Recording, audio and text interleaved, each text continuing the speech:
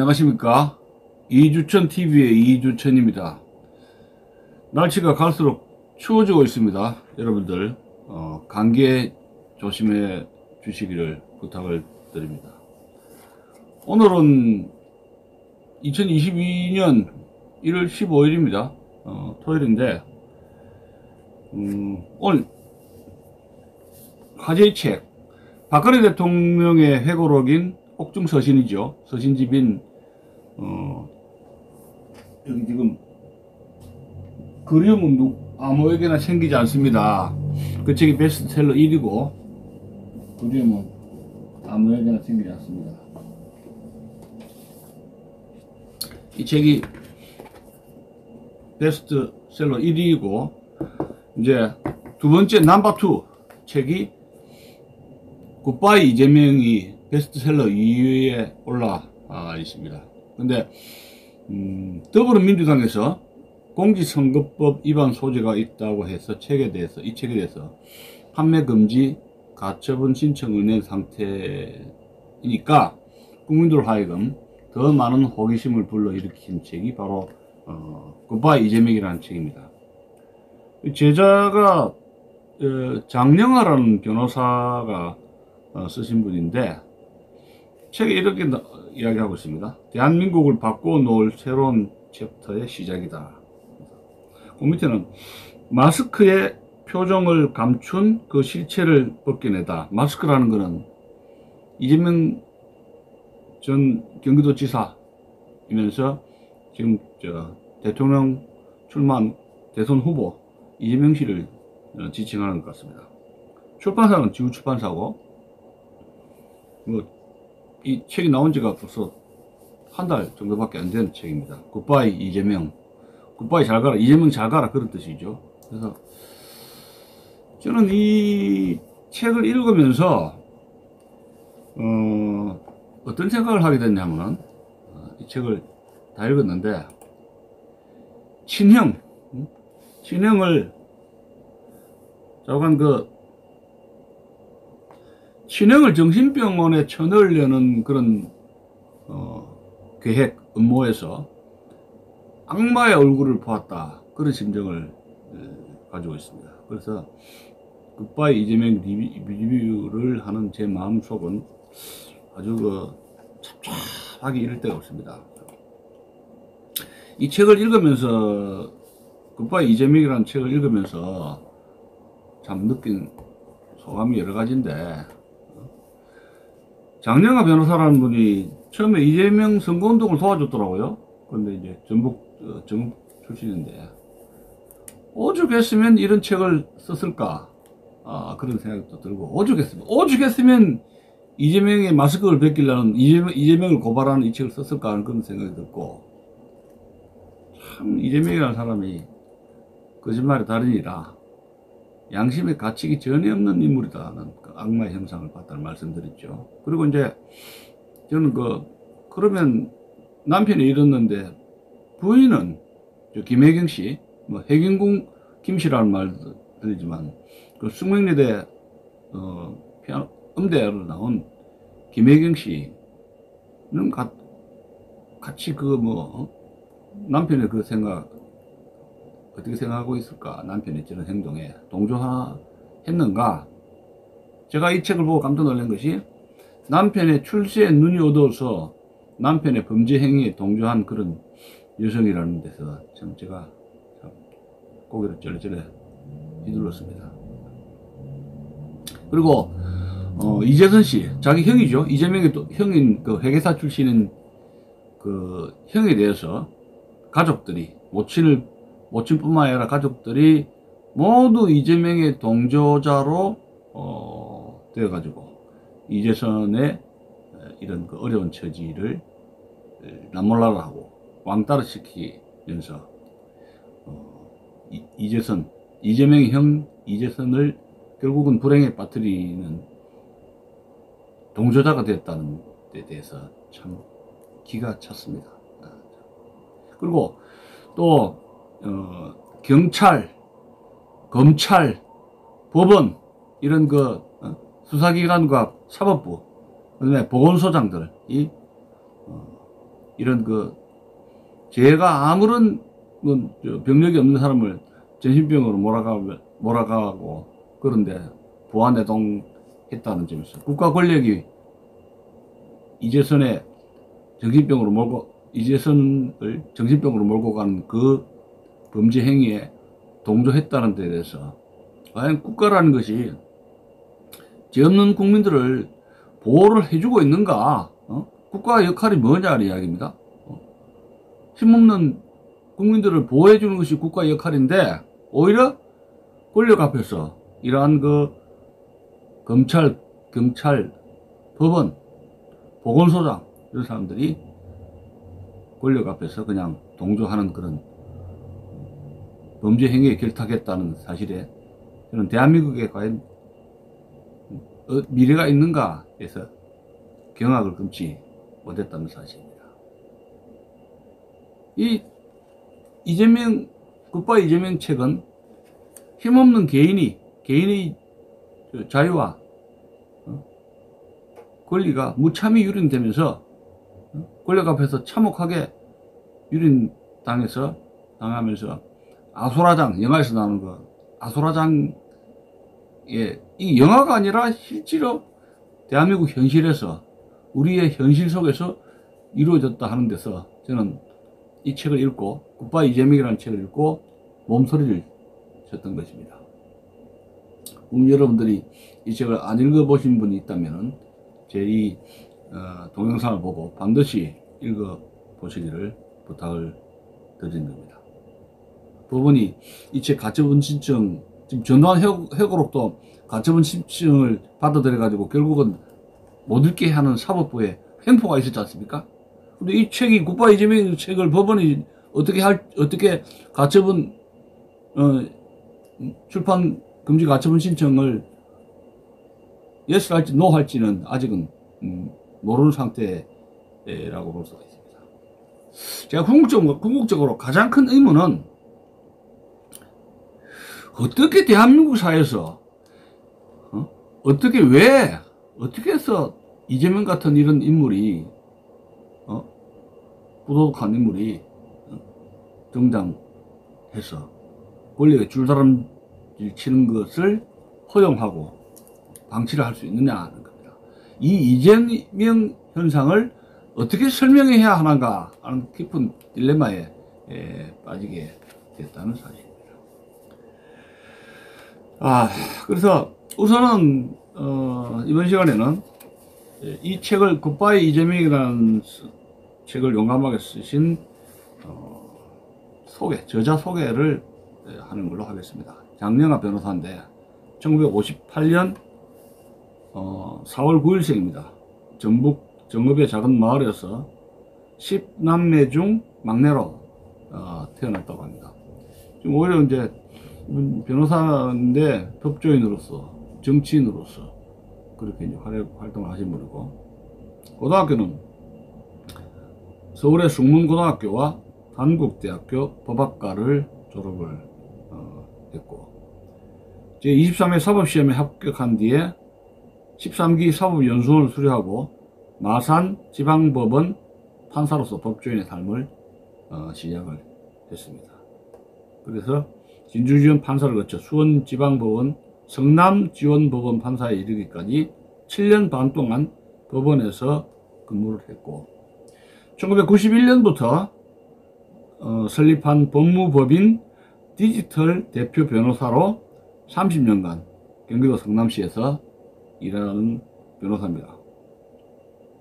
그리고 정치에 또 뜻이 있어가지고 2006년에는 민주당 후보로 성남시장 선거에 출마해서 낙선을 했고, 또 10년 뒤인 2016년에 국회의원 선거에서 국민의당 후보로 성남시 수정구 선거구에 출마를 했지만 더불어민주당 김태년 후보에게 낙선을 했습니다. 그리고 또 2년 뒤인 2018년에 바른미래당 후보로 성남시장 선거에 출마를 했으나 더불어민주당 은수미 후보에 밀려서 낙선을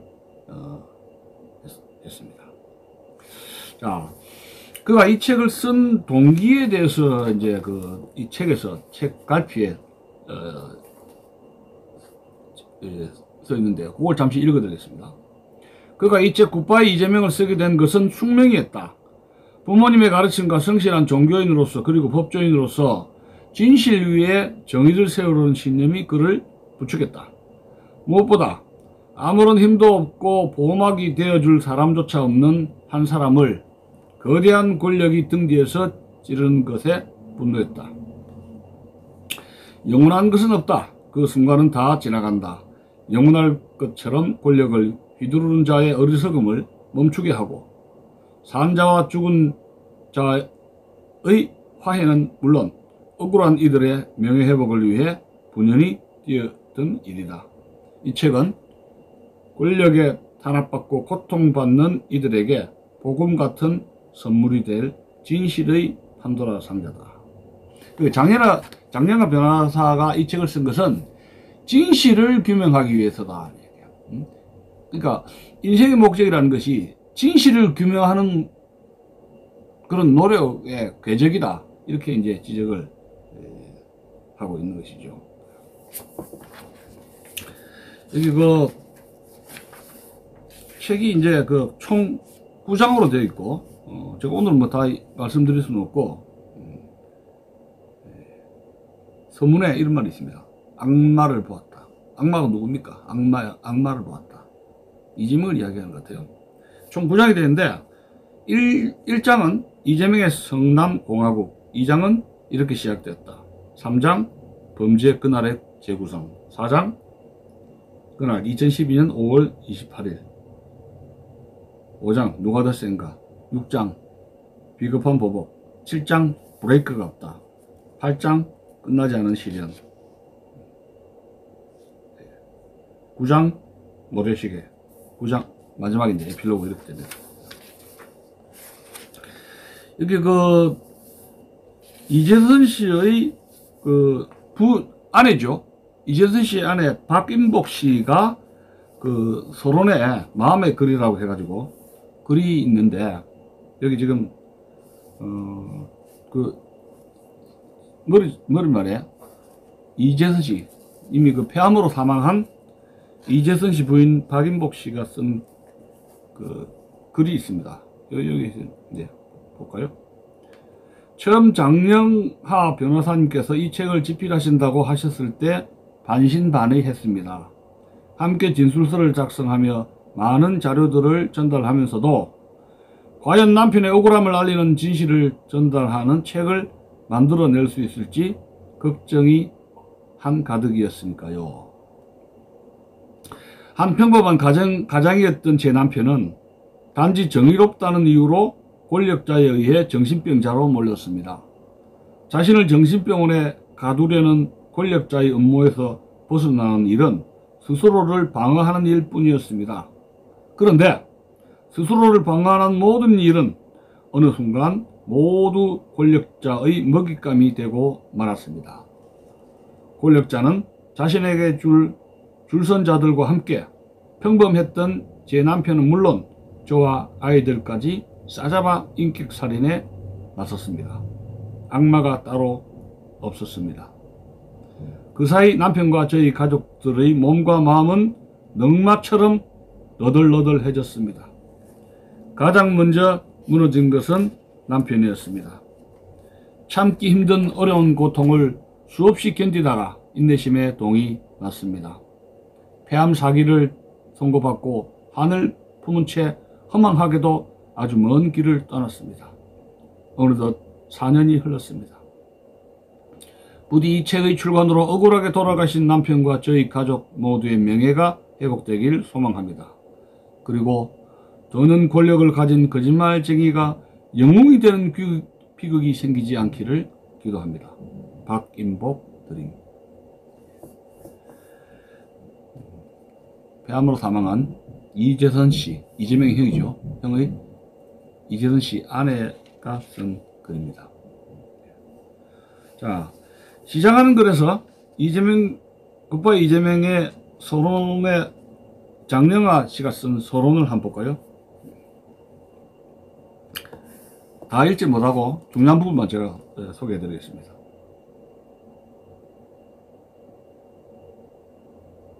살아있는 권력을 가진 사람이 휘두르는 한 개인에 대한 삶의 왜곡과 매장시킴은 실로 참혹하고 끔찍했다.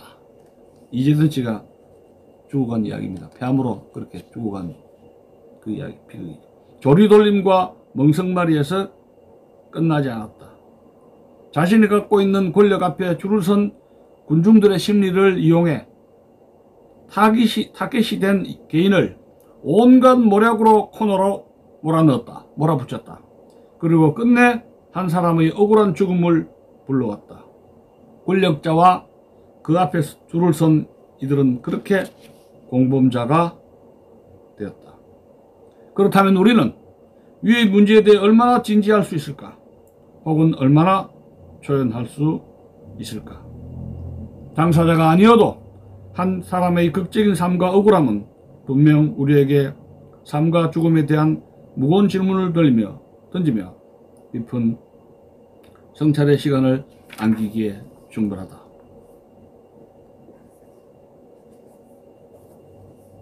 왜? 죽음이란 것이 두렵기도 하지만 억울한 죽음을 지켜본 지울 수 없는 상처와 한을 품은 그의 가족이 여전히 우리의 이웃으로 함께 하고 있기 때문이다. 그런 의미에서 나는 굿바이 이재명을 쓰기 시작했다. 그건 감히 살아있는 권력에 의해 철저히 짓밟히고 뒤틀린 억울한 사람의 이야기를 바로잡아 진실 위에 정의를 세우고자 하는 의도였다. 그러한 뜻을 밝히며 이 글을 쓰기 시작했다. 그리고 살아있는 권력은 현재 여권 더불어민주당의 대선 후보 이재명이고 억울한 한 사람은 그의 친형 이재선 회계사이며 또 다른 억울함을 당한 대한민국 국민 한 명 한 명으로 다윗의 이야기다. 결국 나는 한 개인의 억울함을 바로잡는 과정을 통해서 대한민국의 미래를 위한 진한한 작업을 할 수밖에 없었다. 전과 사범이 인권 변호사이고 대선 후보인가 의문을 제기하고 있습니다. 어떻게 전과 사범이 경기도의 성남시장을 연거푸 2번 8년 동안 하고 경기도지사를 거쳐 현 여권 대선 후보가 될 수 있었을까? 이것이 정상인가? 일반 사람은 전과가 하나만 있어도 공직을 갖기가 쉽지 않은 게 현실이다. 그런데 대한민국 대통령 후보가 전과 사범의 기록을 갖고 있다고? 오, 기가 찹니다. 다음은 이재명의 전과 기록이다. 첫째, 무고 및 공무원 자격 사칭. 둘째, 도로교통법 위반. 셋째, 특수공무집행방해 공용 물건 손상. 넷째, 선거법 위반이다. 이를 두고 김태규 전 부산지법 부장판사는 최근 자신의 페이스북에다가 일반직 공무원은 이 중 한두 개의 전력만 있어도 임용 신청 자체를 할 수가 없다며 2022년 대한민국 대통령이 되실 여권 최강 주자의 이력이라고 직격했다. 이어 망종이 얼굴색 하나 안 바꾸고 대권을 꿈꾸는 나라가 되었다고도 한탄했다. 그만큼 선출직 공직자는 도덕성과 청렴성이 요구되기 때문이다. 더더욱 놀라운 사실은 그 4건의 범죄가 선출직 공직자로 나서는 후보가 갖춰서는 안 될 전과라는 사실이다. 이재명 후보는 자칭 시민운동가였고 변호사다. 시민운동은 권력과의 싸움에서 공정성과 도덕성이 우선시 되어야 한다. 그런 시민운동가가 음주운전, 무고, 공무원 자격 사칭, 특수공무집행방해 등의 혐의로 범죄를 저질렀다니 기가 차서 하는 말이죠. 자, 더 끔찍한 것은 이재명이 성남시장 때 정신병원에 강제 입원한 시민이 25명이나 된다는 사실이라는 겁니다. 25명이나 강제로 정신병원에 입원한 시민이 25명이라는 사실입니다. 이는 비슷한 시기 비슷한 규모의 고양시에선 단 한 명도 없던 점과 비교가 된다는 사실입니다. 물론 성남시의 문제점을 공개 질의했다는 이유로 이재명은 2012년 5월경 친형 이재선을 정신병원에 강제 입원시키려고 했다. 이재선과 그의 부인 박인복은 이재명이 권력을 남용하여 이재선을 정신병원에 강제 입원시키려 하는 것에 대한 방어로 대부분의 통화를 녹음하고 기타 자료를 모아 성남시 시의원들과 지역에서 활동하는 언론인들에게 이메일 또는 USB 메모리에 담아 보내면서 도움을 요청했다. 그 과정에서 이재명은 차마 입에 담기조차 참담한 일을 자행했고 지금껏 이어오고 있다. 대권 주자로 나선 이재명은 타인의 삶에는 하나도 관심이 없다. 오로지 정권과 권력 잡기에만 혈안이 되어 있다. 국민의 삶은 아예 관심도 없다. 내놓은 공약마다 밑줄 긋고 물음표를 붙여야 할 포퓰리즘 공약뿐이다. 그러다 보니 자기 편이 아닌 국민 간의 불신은 극에 달했으며 편가르기가 도를 넘었다. 그 끔찍한 짓으로 국론은 분열되어 가고 민심은 흉흉해졌으며 국민 개개인의 자존감이 훼손되는 결과를 초래했다. 위에서 언급한 한 사람의 억울함을 만들어낸 자신의 친형 이재선을 죽음으로 내몰았던 이재명. 그가 이제는 전 국민을 상대로 같은 일을 버젓이 벌이고 있다. 이재선을 죽음으로 내몰았을 때처럼 공범자들과 함께. 곰곰이 생각해보면 진실은 복잡하지 않다. 간단한 사실 규명으로 깔끔하게 내듭 지을 수 있다. 그럼에도 불구하고 많은 이들이 정치에서의 이해관계에 따라 따로따로 모인 권력이 만든 음모에 얽매이는 경향이 있다. 그런 사회에선 정직함과 진실은 빛을 잃을 수밖에 없다. 거짓말쟁이가 영웅이 되기 때문이다. 우리는 스스로를 돌아다 봐야 한다. 정직함과 진실이 아닌 거짓에 휘둘리지 않을 만큼 강인한 DNA를 갖고 있는지를. 지금 우리에게 필요한 것은 그 어느 때보다도 화해와 용서라는 통합이 절실하다.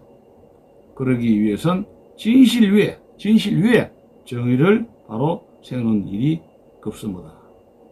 화해와 용서라는 통합이 절실하지만 그 전제 조건으로는 뭐예요? 진실 위에 정의를 바로 세우는 일이 급선무라는 겁니다. 진실 위에. 이것은 진실을 규명하기 위한 책이라는 거죠. 이 책은 진실을 감추기 위해 복잡하게 만들어 놓은 것을 간단하게 만들 진실을 찾아 그 위에 정의를 세우기 위한 기록이다. 그 과정에서 다만 한 사람의 억울함과 그 개인의 삶이 왜곡되고 매장된 이야기를 하려는 것이 아니라 개인의 삶이 결코 한 개인의 삶으로 끝나지 않고 사회에 미친 영향과 그 영향으로 사회가 어떻게 뒤엉켰는지를 알려주며 뒤엉킨 것을 풀어내고자 합니다. 이재선을 죽음으로 내몬 것은 그의 동생인 이재명이다. 이재명의 편을 들어주면서 같은 가해를 한 국민들은 공범자이다. 공범자들이다. 규탄하고 있습니다. 이재선의 가족에게 대못짓을 한 국민들 역시 이재명과 함께 공범자들이라는 겁니다. 이재명 혼자가 아니라 이재명과 같이 가족들에게 대못질한 국민들도 공범자라는 겁니다. 방관한 것도 공범자라는 거죠. 그러므로 국민들은 이재선과 그의 가족들의 한을 풀어줄 의무가 있다는 겁니다. 짐작조차 할 수 없었던 인생의 길이 펼쳐졌던 운명의 그 해 2012년 5월 자기 앞에 놓인 길을 피하지 않고 용감히 걸어갔던 이재선 씨, 그의 삶은 곧 우리의 역사가 될 것이다. 이재선 씨가 2017년 폐암 사고로 판명받고 사망을 했지 않습니까? 이재선 씨의 역사다라는 겁니다. 이재선 씨가 어떻게 죽어갔는가를 쫀쫀하게 기록한 역사다, 이렇게 볼 수가 있습니다. 참 제가 이 책을 읽고 혀를 찼습니다. 어떻게 이런 일이 대한민국에서 벌어질 수가 있는가. 다행히 정용화 변호사라는 이런 진실 위에 정의로운 사회를 만들어야 되겠다고 노력한 정용화 변호사의 이 굿바이 이재명이라는 책이 나왔길래 이재명이라는 실체가 낱낱이 밝혀지는 기회가 되지 않는가, 그런 생각을 하게 됩니다. 오늘 이야기는 여기서 마치겠습니다. 감사합니다.